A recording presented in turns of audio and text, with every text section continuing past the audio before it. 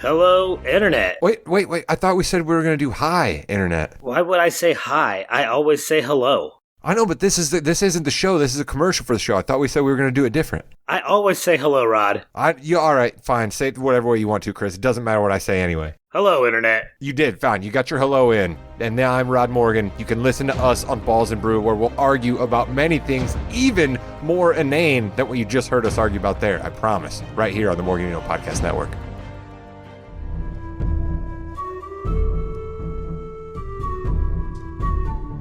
Come on in, guys.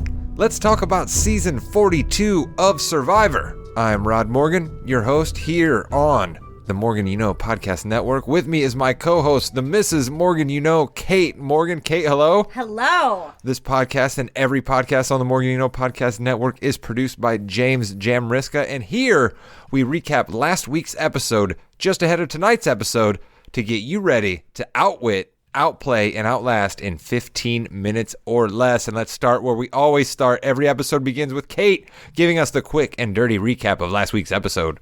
Okay, so here we are on episode 5, Survivor Rich.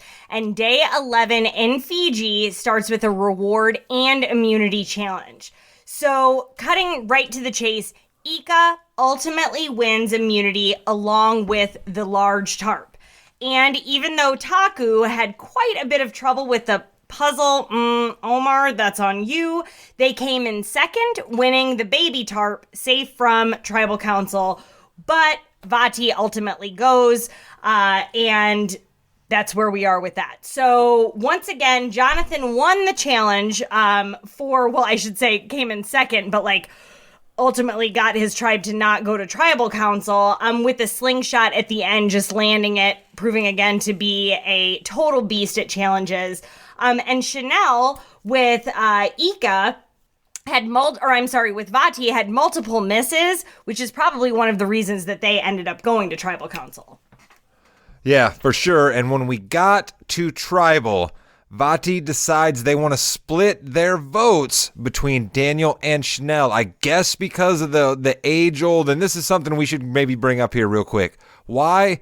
People are always afraid of immunity idols, aren't they? If you were on the island, would you go into it thinking that every single person that's not you has an immunity idol? Because I'm not so sure I'd think that way. No, I don't think I would think that way. I'm more trusting, though, by nature. I would not fare well on Survivor. Let me just say that. I don't think I've ever been that explicit in saying this, but I would not do well on Survivor. Yeah, but I just think that ultimately you try to get too cute when you assume that everybody has an immunity idol, right? And I think that if you just sit back and think to yourself, okay, we got up, we tried to make fire, we tried to fish, we did that, we did this. Maybe there was 5, 10, 15 minutes where they were not by you, and do you really think they're just going to come across this immunity idol? So I think that the vote splitting gets crazy, and it has a huge effect on this particular challenge. Yeah, I mean, also with the vote splitting, I don't know, maybe it's just us as viewers and the way that these episodes have been edited, but all of these players are so open with one another. There are very few secrets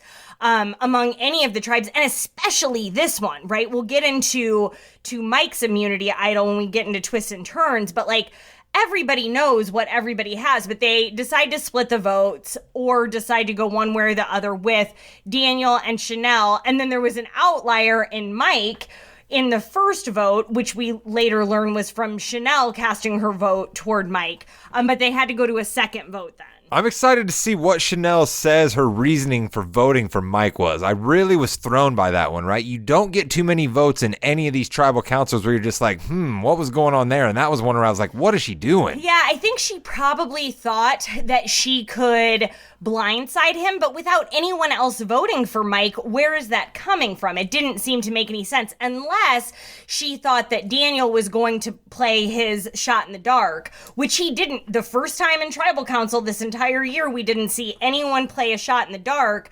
So maybe she thought it would have gone toward him and she didn't anticipate any votes for her, which doesn't surprise me because Chanel's ego is quite big. That is true. Her ego we have spoken about from time to time. So then we have a tie between Chanel and Daniel. We go to a revote, and it's not even close. All of the revotes go for Daniel, and he is sent home, and I cried one solo single teardrop out of my left eye because Daniel was my guy, and I was bummed to see him go home. He really didn't cry. I've seen this man cry like twice in 19 years, and that wasn't one of them. But you can imagine. So, twists and turns. Yeah, let's move on to twists and turns, where we have Drea with her guy Romeo sets out to find a immunity idol, and they happen upon the Beware immunity idol, which means all three tribes have now located the Beware immunity idols and know the phrases they are to repeat at being around the other tribes to be able to activate them. So we'll see what happens. Yeah, so they have to repeat them at the immunity challenge, which they do. So Vati is well aware, as I had said, that Mike has the Beware immunity idol, and Mike sort of goes back and forth with his tribe prior to the immunity challenge, saying, I don't know if I'm going to play it. I don't think I'm going to. I want to hang on to this immunity idol. Once the tribes merge, then that's ours. But once they actually get to the immunity challenge, Marianne reads her phrase, then Drea reads her phrase, and then Mike decides, you know what the hell, I'm going to read mine too. In my opinion, a very smart move. So all three of those players now have an immunity idol, an individual immunity idol. I'll say this, it's smart for Mike, yes, but every single person in his tribe is going to be asking him, hey, Mike, what the hell? You said you weren't going to do that, and you did it. So it's going to be interesting to see how his relationships with his tribe mates come after this, because in Survivor, anytime you do something different than what you tell people you're going to do, you have a target on your back. Well, and clearly, right? I mean, Chanel voted for him at Tribal Council that night, and it probably had something to do with wanting to blindside him, knowing that he has an individual immunity idol and that he wasn't going to play it that night. We, of course, then, as well, in new Survivor 41 and Survivor 42 tradition, have to send more people off to the prisoner's dilemma. So in this particular situation, Jeff tells Ika they have to select somebody from the Vati tribe, and they choose Lydia. And then Jeff tells them that they can either have somebody from their tribe or somebody from the other tribe, and Roxroy volunteers himself. Both players, interestingly enough, though, decide to protect their votes this time around, which we have not seen. Somebody usually always tries to risk the biscuit to get the extra reward. It doesn't work out for them. And also, I thought it was interesting, Lydia and Roxroy were the definition of cagey with one another when it came time to talk to each other on the way up the mountain. They're both very protective, strategic players, and I think very thoughtful people in general. We've seen Roxroy especially be very introspective about his own behavior and self-aware of his own behavior at camp. And Lydia strikes me that way as well. So being cagey toward one another didn't surprise me. And it also didn't surprise me that they both chose to protect their votes. It seems strategic. Nothing changes. Lydia was able to use her vote that night at Tribal Council. It makes a lot of sense for the mentality of both players. Yeah, I think you're absolutely right. I think they made the right calls for them. And I think too often when you go to the prisoner's dilemma, you can see the bright, shiny lights of an extra vote, and you can go against what you might normally do within your own character. And I think that these two showed what sticking with your character can provide for you on Survivor. Yeah. So I think one of the things we really want to focus on in this episode is the preview for tonight's episode, which shows that the tribes are merging, but not really, because somebody says, hey, Jeff, are we merging? And he says, not so much. So we have to then guess what's happening. Are we going into a decision which a player like Erica did last year can change the course of the game? Or are we seeing the tribes merge into two? Something a little tricky is going to happen. I'd say the reason that you're hearing a little bit of this floating around of the shillelagh of time, to borrow a phrase from our guys, the No Dunks podcasters who do No Buffs, a Survivor pod out there. We saw it last year in Survivor 41, and this episode is 2 hours. So I think there's a lot of presupposing going on out there that what are they going to do with 2 hours? Why not show us 45 minutes of something and then completely erase it? So it does look, though, that these episodes could have aired separately because they are both named differently. So they both have their individual names, so they could have aired in different weeks, but they're choosing to air them together for some sort of reason. So it wasn't shot as a 2-hour episode. Now, the other choice here, and this is where I am leaning, I think the Mrs. Morgan thinks there's going to be a shillelagh of time action, but where I am leaning is it's not a merge, but they're going from 3 tribes to 2, right? I think ultimately what we're seeing here is the producers love to try to break up when people start getting chummy with one another, when we start getting real tight alliances. The producers love to break it up, so I think we're just going to have a complete redrawing, and we're going to see 2 tribes, and maybe Jonathan won't be with this guy Omar, maybe Lydia won't be with her girl Marianne, maybe Dre and Romeo won't be together. Lydia and Hai. Yeah, Lydia and Hai. Well, Lydia, yeah. They aren't on the same. But I actually hope you're right, because I hated the time travel piece from the last season. And I'm not sure if that's what ultimately led Erica to win the game, possibly, but I am quite sure that had that not happened, Erica would have been voted out. So at that point in time. So, I mean, we'll see. I hated that angle because those tribes played hard and then it was all completely reversed. And so I hope it is just a merging of 2 tribes. Yeah, our former football player, Danny, last year, I think, honestly, his shot at winning that game was completely blown up by the Shillelagh time. I think that completely the course of his game changed with the Shillelagh time, and had that not been played by Erica, he may have won last year. But there's 2 characters we remember from last year, so let's go and finish this episode out with just checking in on some people we spoke about at the beginning of the year. We're 11 days in now, so we're into double-digit days on the island. Let's check in on how some of our folks are doing, and maybe some new characters that we didn't talk about at the beginning, but now have popped up to be quite important. So we, of course, spoke about Jenny and Daniel. They were 2 of our picks very early on, and we don't have to say much more about them other than they've been voted off, and I'm sad about that for Daniel, and Kate's not sad about Daniel, but she is sad about Jenny. I am sad about Jenny. I think Jenny had the potential to go very far, as I've stated in previous episodes. Daniel, it was time to go. I was also telling Rod earlier, I think it's quite interesting that Daniel and Swati, who was voted out last time, 2 of arguably the smartest intellectual players this season, have been already voted out.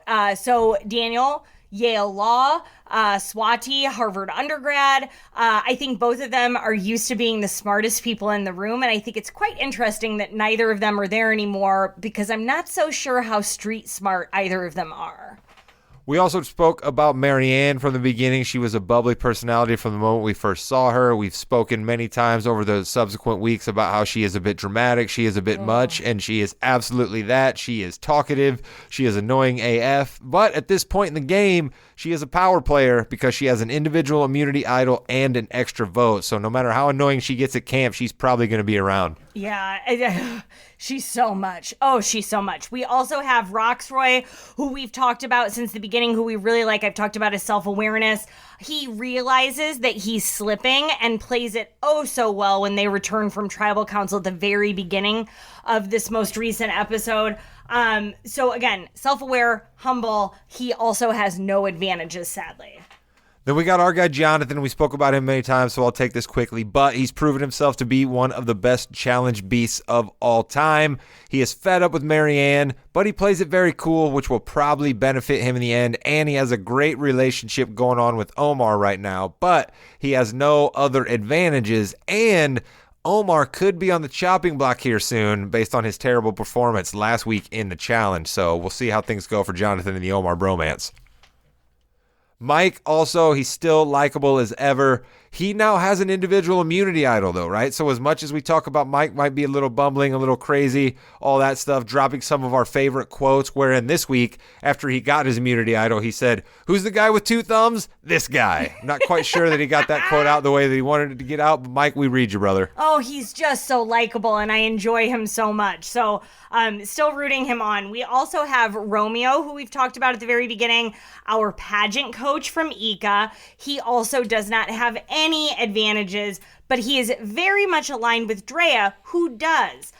It's also worth noting just how endearing it was, how he talked about how empowered he feels when he surrounds himself by strong and powerful women, which is one of the reasons he's a pageant coach, and he feels that way about Drea.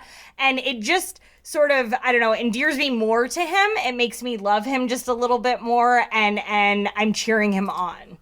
So wait a minute, let me get this straight. So you're telling me the author of the My Ambitions as a Writer blog, where you stay rough, rugged, and ready for all of womankind, you were excited to hear Romeo say he loves strong women? I'm shocked. He's my dude. But I also have grown very much to love Drea and all of this. They didn't give her a lot of screen time in the first episode, and I think that's one of the reasons that we didn't discuss her, but she's really growing on me too. She reminds me a lot of a colleague I work with who I very much admire, so that makes a lot of sense. I think I should bring up Lydia here because I spoke so illy of her in the first 2 episodes, saying that she had absolutely no business being on this island, no chance of winning. You still liked her. I did, though. There was something likable about her, and she's proven to continue to be there. She seems like a different person. She seems to have more confidence. She seems to be proud of herself, and she's also barely recognizable physically from the first episode. She is definitely someone who you could see has had that Survivor weight loss, and being someone who spoke about body image and issues she had growing up. This is one of those things where I think she's grown from Survivor as a person, but I think she's also going to like the weight loss that she's seen. Yeah, I mean, not only is she thinner, yes, physically we can see that, but she also appears to be a lot more confident, a lot calmer, and I think that sort of change comes after you just start to accept the way that you look, and she was very clear with that. Look, this is who I am, and I have to just put my body out there on this show. There's no other way around it. And I'm admiring her a lot more than I thought I would. I mean, I did not think at all she would even make it to day 11, and I'm really proud of how far she's come. And she fits right into the pocket of how we'll have someone who has a complete transformation on the island. Survivor producers love telling that story, and she's fallen right into that sweet spot this year. So we had those 3 players that we haven't really talked about. Drea, just a little bit. Also, Hai and Lindsay. So these folks all have the advantage amulets. If you remember, they all won on the very first episode. So to recap the advantage amulets. So all must be in play for power is what we understand. And the less amulets in play, the better. So 3 in play equals an extra vote, 2 in play equals steal a vote, and 1 in play equals individual immunity. Now, what we're still unclear on is whether the amulets come into play only when the tribes merge, which at this point in the game, I think we can guess is true. Yeah, we certainly haven't seen anything come of those at this point. We also still have all 3 of them still on the island. So, I mean, and again, we have a merge, but not a merge. So we'll see if things start shaking out with that. 2 other players we don't really mention too often are Omar and Tori. I did mention Omar earlier. He is a joy. He's great in his confessionals. He's full of viv and vigor and loves being on the island, but he's not doing great at challenges, and that's sometimes not good for your future. And Tori, I want to speak about right now. She is clearly the villain of the year. The producers are painting her that way, and she is happy to wear the black hat because she clearly states this episode that the minute she has other tribe members to align herself with other than the one she has already spent 11 days with, she will run to them happily. So I hope nobody in her tribe thinks that Tori is going to be a vote for them because she's ready to stab him in the back. Yeah, she's done. And I mean, we talked about how she kind of stays back in our last episode and kind of pits other people and looks for weaknesses. I mean, she plays the game well. I'm not going to fault her for that. But yeah, she is definitely made out to be the villain. And I mean, I can see that being easy for her to fit into as well. I mean, she's blonde, she's young, she faked her profession for no reason whatsoever in the first episode. So we'll see where that goes once the tribes merge or pseudo merge in tonight's episode. All right, well, make sure you check back with us next Wednesday. We will have a 2-hour episode to chop up here on Come On In. We'll see if I was right. We'll see if the Mrs. Morgan was right. We'll see if Tori's still around. We'll see if Omar's still around. We'll see what's happening with the advantage immunity amulets. It's all happening on Survivor Season 42, and we are here on Come On In to recap it for you every Wednesday. Thank you so much for being with us. Thank you so much to Jimmy Jamriska for producing, and Mrs. Morganino, thank you so much for co-hosting. Thank you. Bye. Bye.